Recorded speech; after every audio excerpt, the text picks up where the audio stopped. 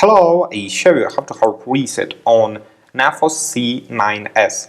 Turn off the phone. Next, press and hold the power button and volume up key for a few seconds.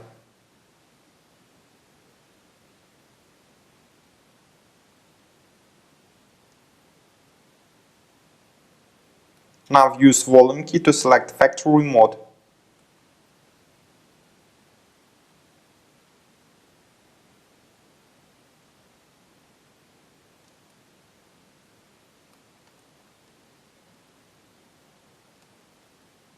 Now use volume key and power button to select factory reset, then choose yes.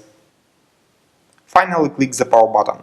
Your device will now restart successfully. The hard reset is completed now. Subscribe to our YouTube channel and rate the video.